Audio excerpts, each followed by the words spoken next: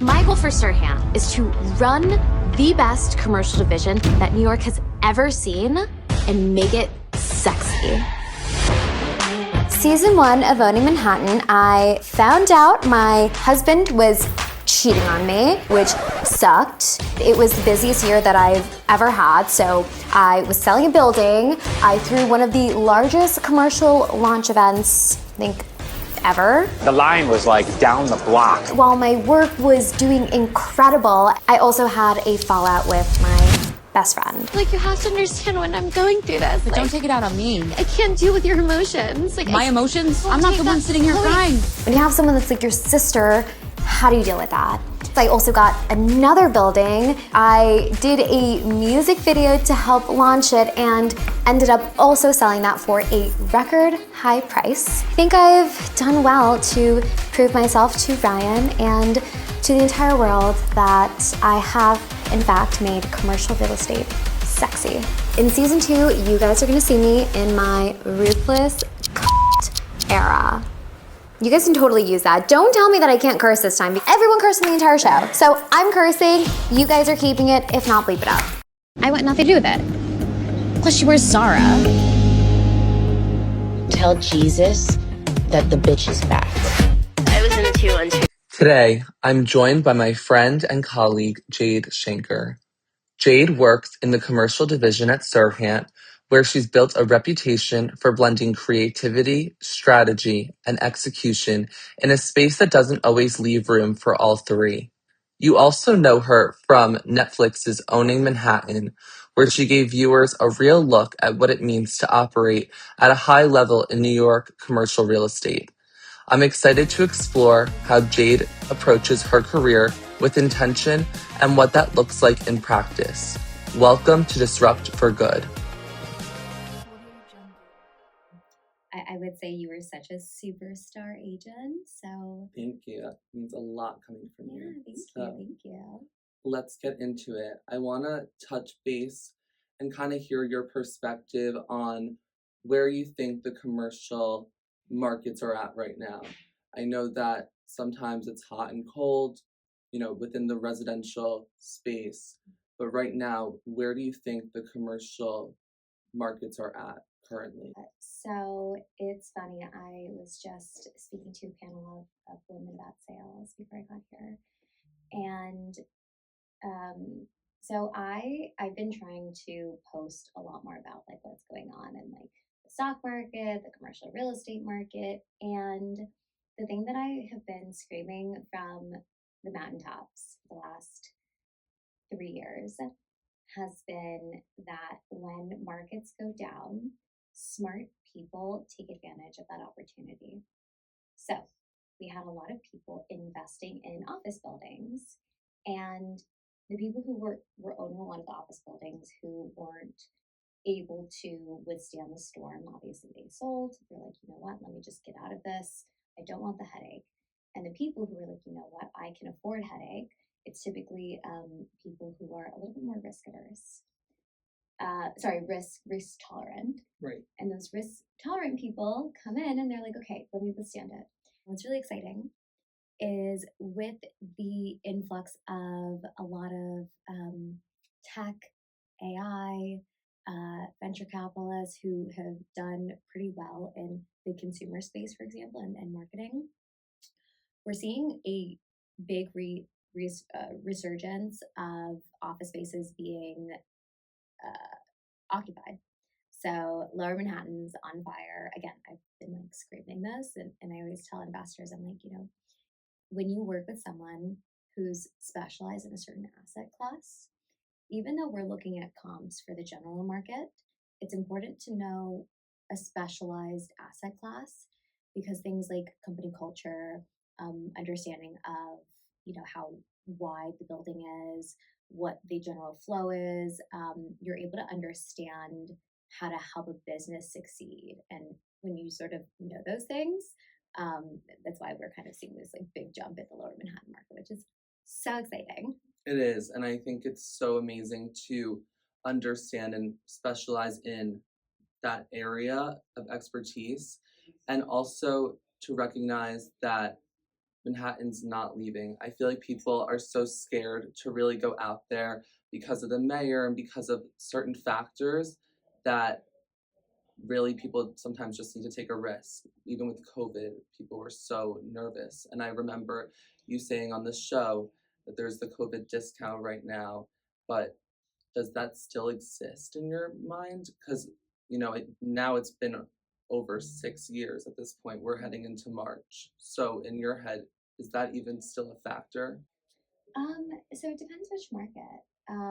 So office took a hit during COVID, and that's what I spoke about on the show. Right. And right now, it's like if you're a big company that's looking for, like, let's just say over 100,000 square feet of space, there's a lot of people who are securing their leases 4 years before their lease expiration, which is crazy. And it's just because in markets, and I love to explain everything as if I'm explaining it to an eighth grader. But a lot of the people out there really are eighth grade, like have eighth grade knowledge. Yeah. They don't really have any headspace or really have any knowledge. Yeah, and it's I always like to make everything approachable because I love it's that. like, when you speak to most investors, like most real estate investors aren't Harvard graduates. They're just people who were smart and they worked really hard. Right.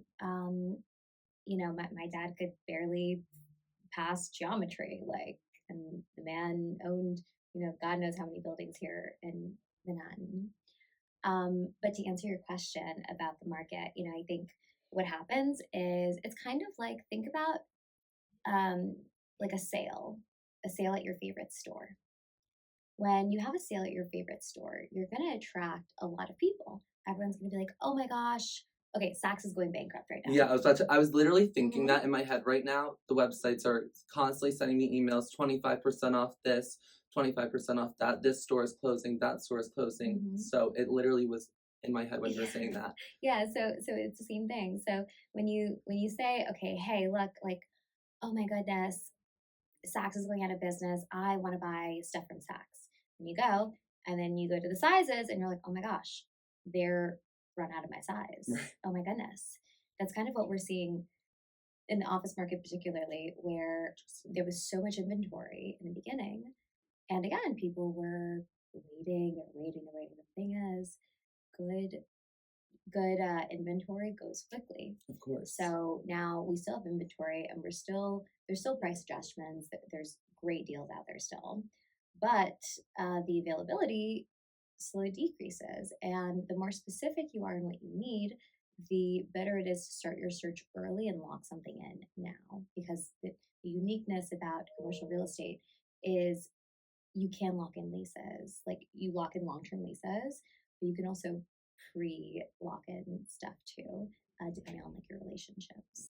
And I find it interesting that a lot of some of these commercial properties remain stale on the market. I have sometimes shifted my focus to commercial markets. I interned at a commercial firm last year, a big one, and I definitely have kept my eye within the commercial space. I've worked with you on some properties, and I think it's really fascinating. But some of the pictures, the photography, some of the marketing that I've noticed is so stale and so ordinary. And I feel like people do not give any push or any creative energy towards commercial like they do in residential. I've noticed that you particularly give so much into your projects. Particularly within the show, I've seen already 2 amazing events that you threw together. From concept to completion, how do you manufacture and create these amazing events? Like, how does that come through into your head and, like, create those amazing events? Thank you for acknowledging that. That's awesome. I think the biggest thing is understanding people, because at the end of the day, our job is to connect with people with what they want. And when you think about it like that, you're like, okay, well, if I'm going to be hosting an event, which, like, mind you, I actually hate events. Really? I hate them. I hate them. I hate them. I hate them. That surprises me a lot. Yeah, it surprises most people only because um they take a lot of work. They take a lot of money, Hmm. and there's no guarantee it's going to be successful. Right. And part of that is when I am hosting an event, there's a couple of things. So first it's understanding the property. Each property is very unique. And understanding, okay, what business, what person is going to benefit from this property? So whether it's an investor who needs to understand that, yes, when they look on the website, it's going to say Chinatown, but you're in front of one of the most transient, high, what is it called? Like luxurious hotels. You're right next to like a gorgeous Michelin star restaurant that I always go to, Le Cuckoo. Yeah. You're right next to or right in front of 260 Sample Sale, which is arguably one of the most popular sample sale companies. So understanding the positioning of, well, you have 90 feet of frontage, that's free advertising. That's like one of the most massive, 90 feet in Soho is impossible. I mean, if you think about it, again, explaining it, the average building is, let's say, 25 feet wide. So you're getting almost four times that amount. So Yeah, that's insane. it's like articulating that to someone. So that's how we're like, okay, well, how do we, obviously we're going to market it and we're going to do all these things, but how do we get people who are going to be buyers who need to see that and understand it? And also, instead of seeing a gray construction place, Yeah. how do we transform it? And there's a lot of things that are really difficult to figure that out. And also, it's like, you have to be like, you have to deal with your sellers. Your sellers have to be happy. And there are times where, even though we throw an event, we invest a lot of money into it, at the end of the day, if a seller doesn't want to negotiate with a buyer that's trying to offer something, it takes two to tango. Of course. So that's also one of the struggles that I tell owners is sometimes the first offer is the best offer. Yeah. Yeah. 100%. I dealt with someone this week who was just throwing lowball offer after lowball offer, and they were just not serious. And I was so frustrated. I was like, if you're gonna actually want to invest, and he's a real estate investor, I was like, if you want to actually go into the market and invest in these buildings, then actually be real. Yeah. And like some of these real estate brokers were actually very much understanding, but then the owners were like, we are not dealing with this person, because all he wanted was a counter offer, and they were not even entertaining this guy. They were like, we're gonna walk. We don't even want to deal with this guy. We are done. And it's so interesting that some of these transactions either shake out or they just close in 2 seconds. I always think, I think you always need to counter, like, I mean, unless it's like 50%, then that's like, okay, well, that's probably never going to happen. Right. But I do feel like, depending on the market, it is always good to counter something. Yeah, people are so stubborn. It's Mhm. crazy. People just want the price that they want, and it's great and all, but otherwise inventory just sits. And one of my sellers is just not budging whatsoever with one of his properties either. And it's fine, but that we kept telling him based upon the comps, it's just overpriced. Mhm. And I mean, he'll figure it out over time, but it's just an interesting concept. Yeah, it's definitely hard dealing with egos. Everyone has them, right? Brokers have them, buyers have them, sellers have them. Sometimes what I like to do is like break down, okay, well, let's go through the math. The math is, if you accept this price today, like let's just assume you have a vacant property. What does it cost for you to hold on to that property for the next 6, 12, 18 months? And does that make sense? Like, let's walk through it together. And also, depending on, where you are in life, do you want to invest in something else? Do you want to buy something else? does the headache make sense in being in limbo? And I think that's something that even for me as a seller, I'm selling one of my investment condos in Miami. You know, and I'm a stickler. Like, you know, I'm probably a lot more direct than a lot of my clients. That's fair. You know, I'm very like, you know, I don't want opinions. I just want numbers, this, that, and But being direct and knowing what you want is honestly so much better than being around the bush. I feel like it's so annoying to have to play that game with some of these people. Yeah, and I just say it like, have someone submit an offer. Yeah. Like, just like tell them like submit an offer. Yeah. Like, submit an offer, push it out. But again, you know, I think I have like a BS radar, and it's like if you're not doing the things that I think you need to be doing for a property, you know, I'll definitely call it out. So, do you spend time in Miami? Speaking of which, is that an investment Yeah. property or is that your own personal property? No, it's just an investment property. So, I want to say the first investment property I got was like in 2018. That's amazing. Yeah, it's good. I mean, Miami's really cheap, or was really cheap. Yeah. And it got expensive, and then now it's kind of it's a different market right now. I think it's a buyer's market again. Really? Mm-hmm. Because I feel like after COVID, it definitely took a turn because people were migrating down there. But then I feel like now people must be also migrating because of everything happening in New York politically. You know, or do you not think that's true? No, I don't. And look, I try to keep politics neutral. Same here.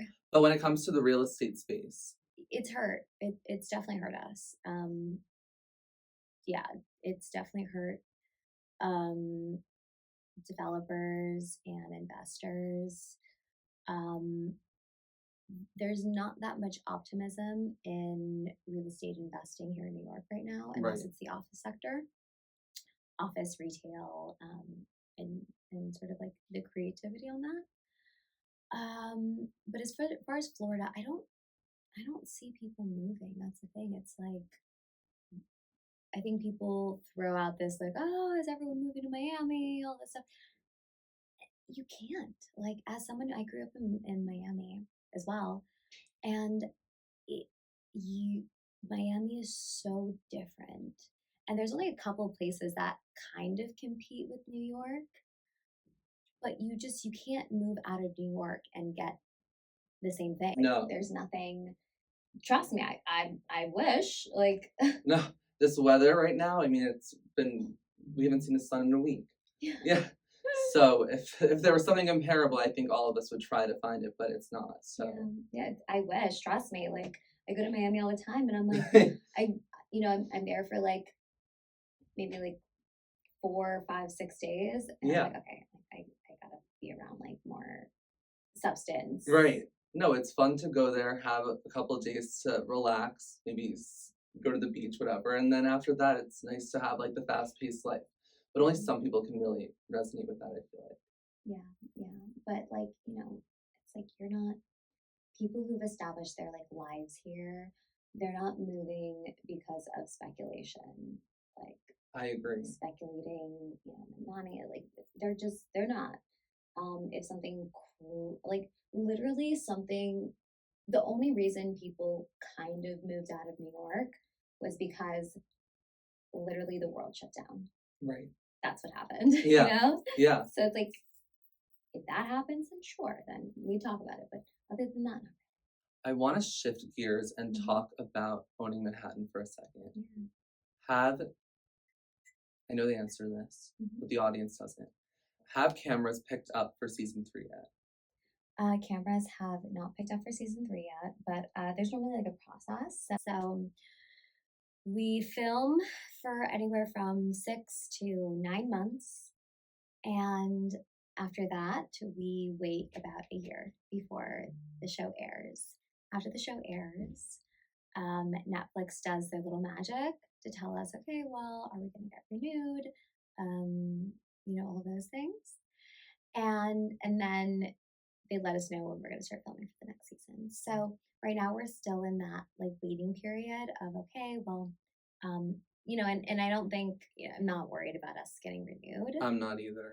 Knocking on wood, but we're still in that period where they let us know. And again, Brian probably has these discussions. Yeah. And Brian probably knows more, but for me, I just get notified once they're like, okay, we're ready to start filming again. And once they let you know, how fast could the cameras pick up, like, a day? Last year it was like 3 weeks in advance. Okay. So it's like, oh my gosh. It's like, okay, we're gonna start.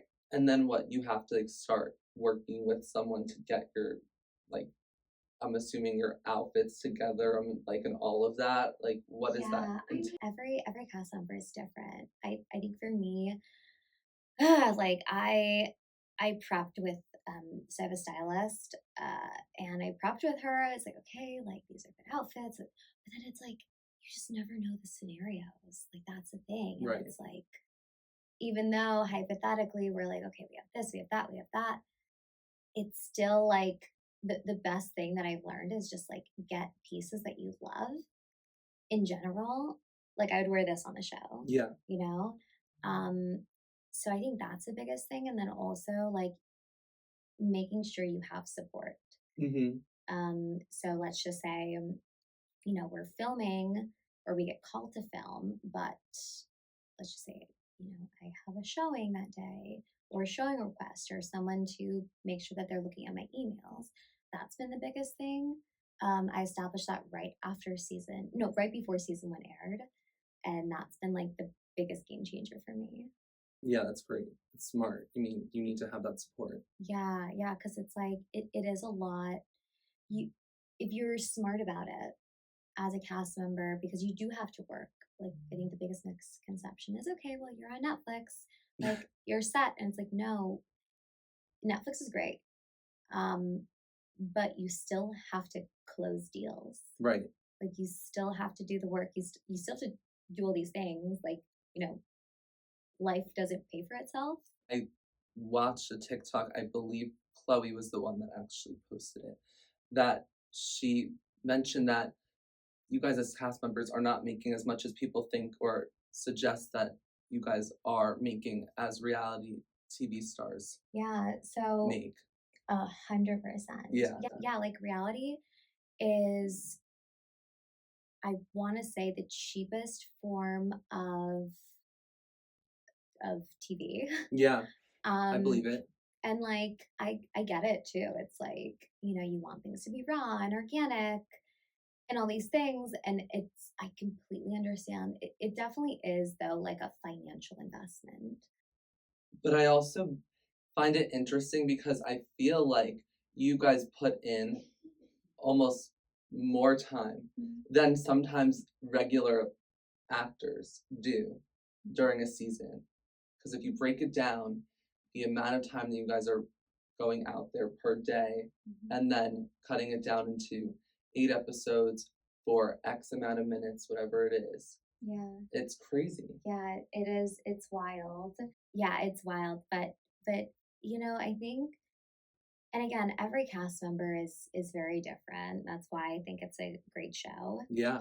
For me, it really is about it has been about going from a sales agent which is great, to more of understanding the ecosystem of impact.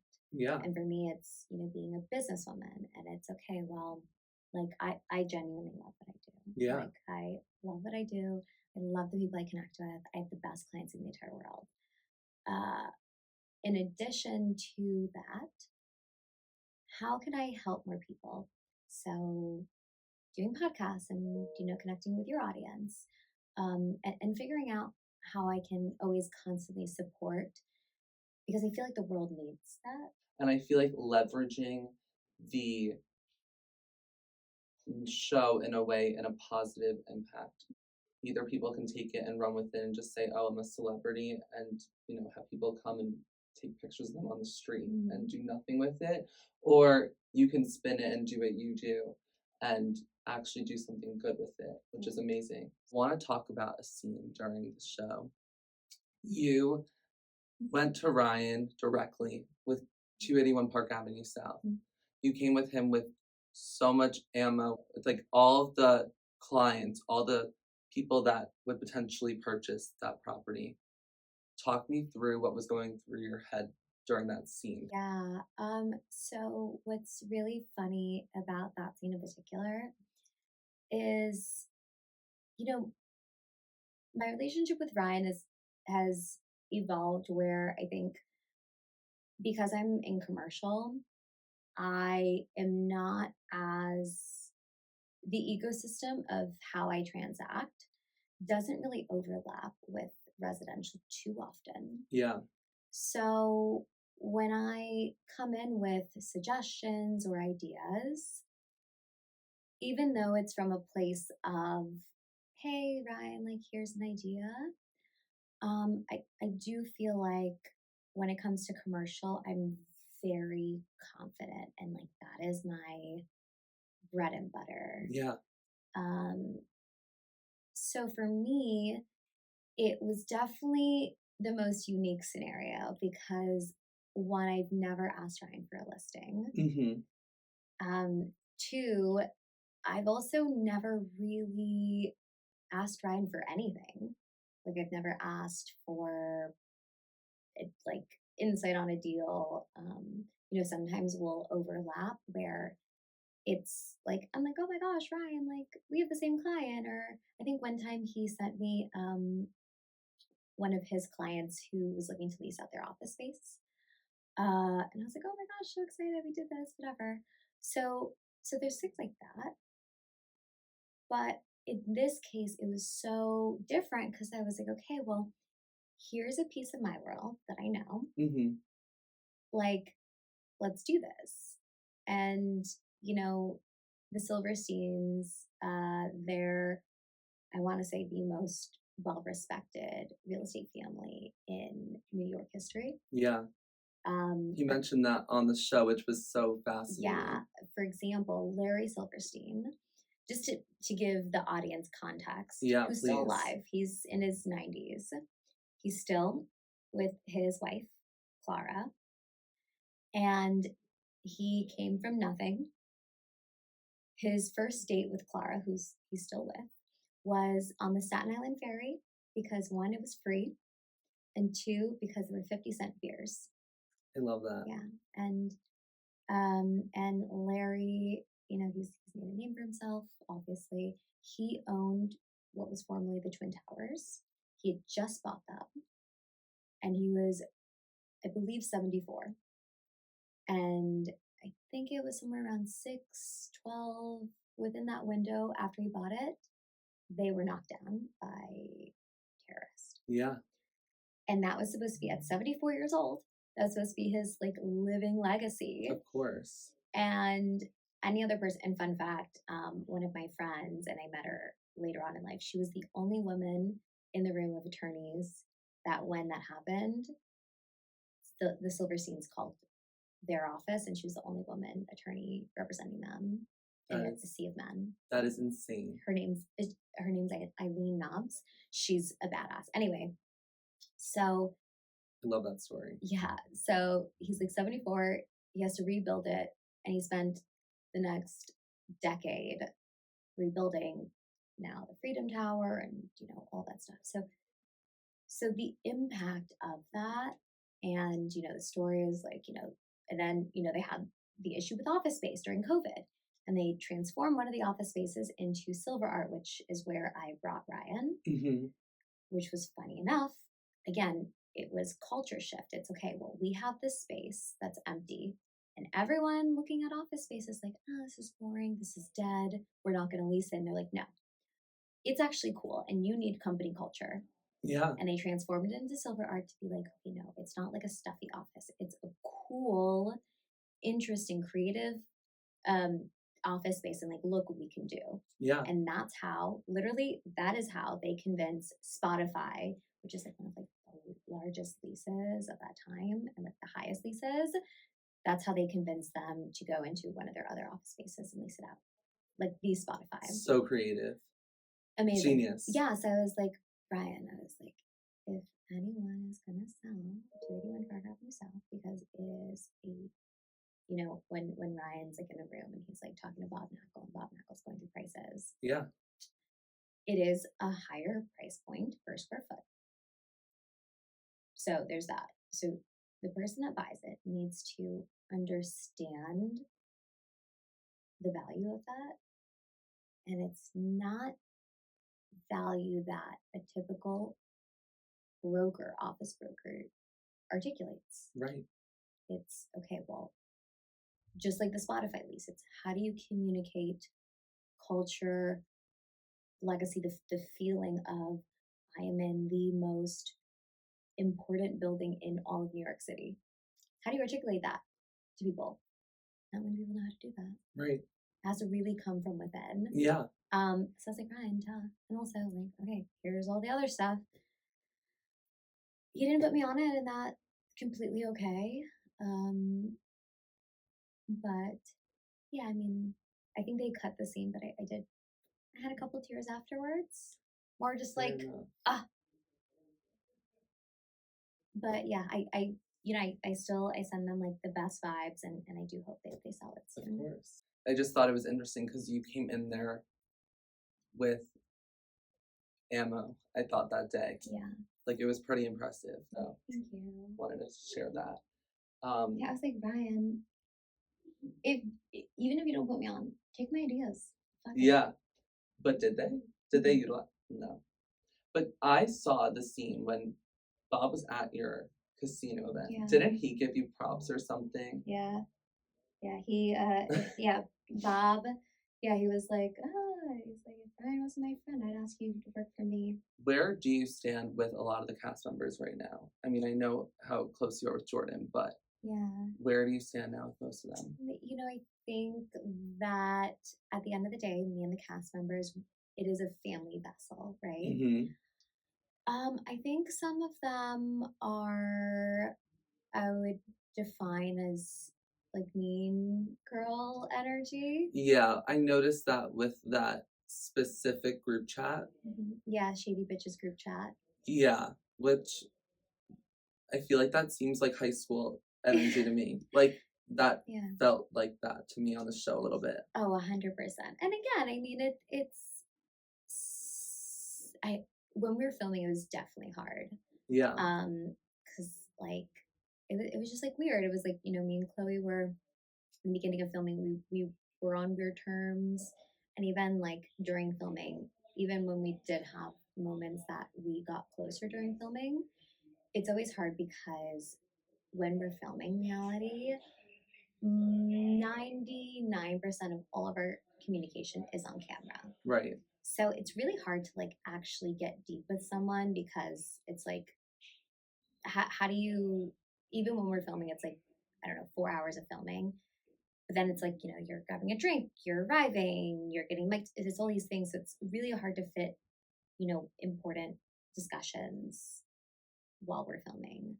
Yeah. And then the other cast, you know, there's certain people that I'm like naturally close with. Like, I also love Genesis. Yeah, she's amazing. You know, I just love people who are like exuberant. Like, people just like are just like out there and exciting and like doing things and inspiring. Jessica Taylor, for example, like, I'll never understand what happened there between me and her. Actually, was very stern with her over text message, you know, after, because I'm like, what are we doing? Like, yeah, you know, if we're gonna play ball, let's play ball. But if not, don't ask me for favors. Was she asking you for favors? There was a favor that she sort of asked me to do, and I did, and it's just like, I don't know. It took a lot of growing up for me. Yeah. Because I think I'm always nice to everyone. Yeah. And that doesn't do other people justice, because they need to know when they're wrong. It's so funny. There was a point in filming where I was like, why is everyone on my ass? Like, yeah. To me, it was mind blowing. And there was like other people that also saw it. They're like, you sneeze. They're like, oh my gosh, why did Jade sneeze? Like, why are they so, and I'll never understand it. so funny because, and I forgot which aspect, if it was in like astrology or numerology or astrocartography, whatever it was. But I remember it's like, it's very much natural for me to inspire people, but also attract people who just either like love me or they don't understand me and it makes them uncomfortable. Like they're like like envy. You know, there's certain periods where my astrologist will say, okay, well, you know, women are gonna not be great in your life, so at least you know that. And I'm like, okay, let's see what happens. And I'm like, Yeah. oh my gosh. During season 1, you were talking about all the different people that you hire to help you, you know, with all the inner work that you do, which I love. I think it's really important. I think people don't really talk about it often, but I think it's really important to discuss. Talk me through that, because I think a lot of the people in the audience don't necessarily understand or really do that type of work. Growing up, my family, both my mom and my dad, were very, very, very spiritual. I come from just like very spiritual practices. For example, like I was never, like affirmations are like very popular now, right? I was never allowed to say anything negative about myself growing up. I love that. Yeah, like, you know, things like that.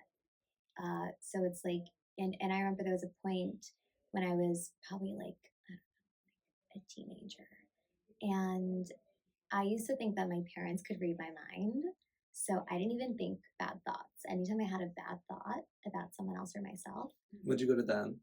no, I would immediately switch my thinking. I'd be like, oh my gosh, no, I can't think that. That's not good. And it's actually a great practice. It is. And you know, that was a little bit of that.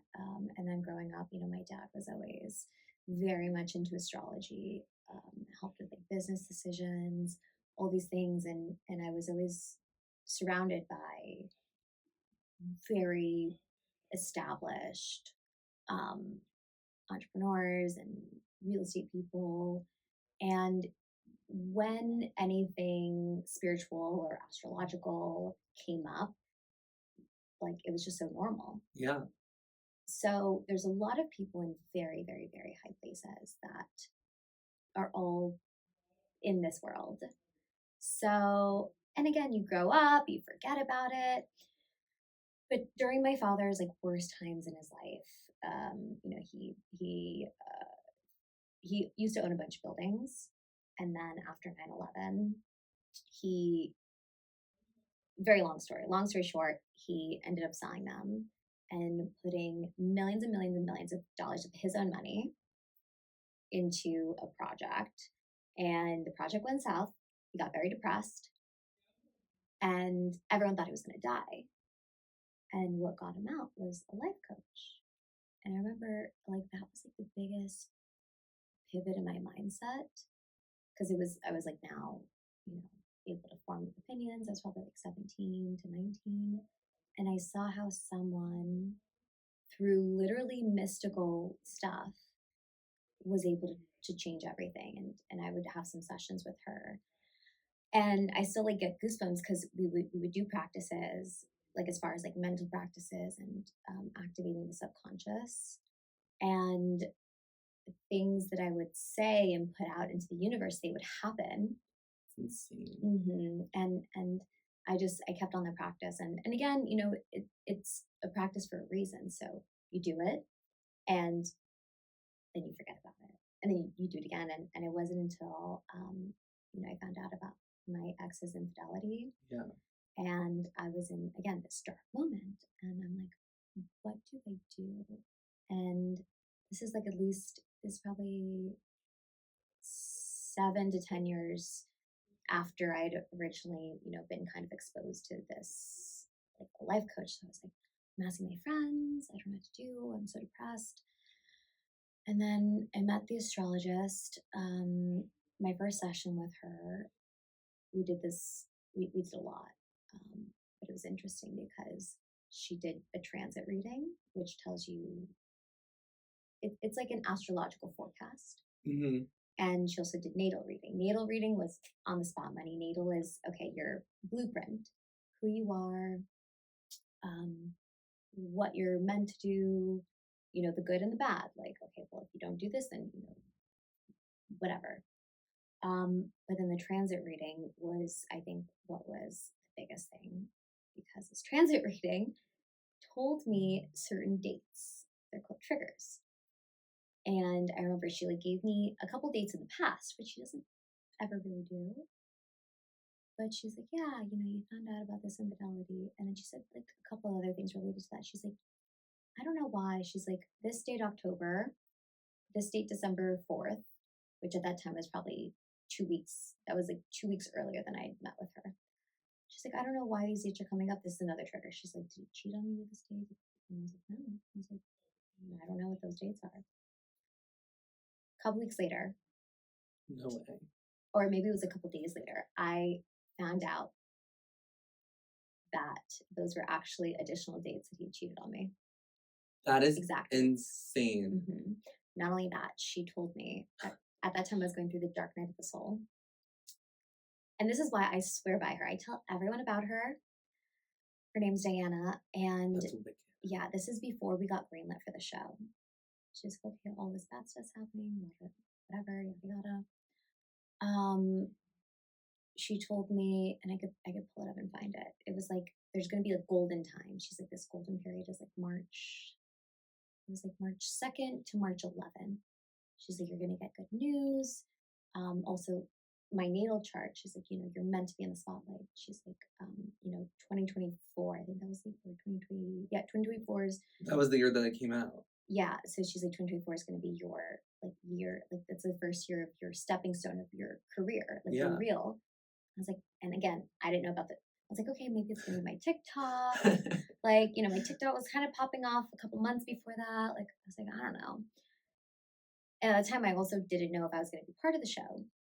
And then March, I think it was March 7th, I got a text from, I think it was Ryan or from Brie Carrera, who used to be she was developing the show, that I was part of the show. We got greenlit.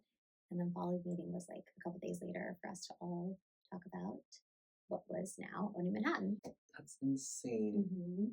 Yeah. So she's literally spot on. I can show you dates. I show you after this, but yeah, it's the wildest thing. And she's been right about literally every single thing. So I see her religiously every 4 to 5 months. I would. Transit readings. And she gives you the good and the bad. Yeah. She tells you things. She's like, you need to rest during this period. You're going to get a lot of opportunities. You're going to do that. And of course it's weather, so it's not 100% it's going to happen, but so far it's been very accurate. She seems like she's on the money. I didn't know if I believed in all of this prior to our conversation, but based upon what you just said, it makes me become a true believer of maybe her or this whole practice, but that's crazy. Yeah, I'll show you once we're done. Yeah. I'll show you, because I got goosebumps. Yeah. And everything that she said. And also your natal chart's really important. She told me because at the time my mom and I, we weren't really talking that much. She told me things about my mom reaching out, and then me repairing that relationship with my mom. And it was just all these things that I was like, whoa. Yeah, that's wild. Yeah. Obsessive men.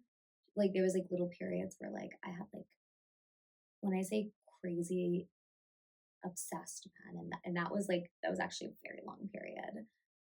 And it still comes up, but every time she gives me those dates too, that's I look and I have this one guy that I dated, and I have him blocked everywhere. but Instagram, I didn't have him blocked because I blocked him and then unblocked him, so whatever. Called me 37 times, would not stop calling. I blocked him again, and every now and then it still happens where my phone will go off the hook and I'll say Instagram blocked, and somehow he still calls me. I have no idea how, but yeah, it's weird. That is weird. Mm-hmm. All right, so everyone's be going to an astrologist. Yeah. Or specifically her. Yeah. That is crazy. Yeah. Wow. I love that. Your dad, you mentioned on the show that he's Mhm. a real estate tycoon. You just spoke about him in an amazing light. How do you differentiate your trajectory in commercial real estate and in this space, but also honor and continue to honor his legacy? It's a great question. You know, my dad's such a like a manly man. Like he loves like he used to love like cars and real estate and Yeah, shopping. Like he's literally my best friend in the entire world. I love that.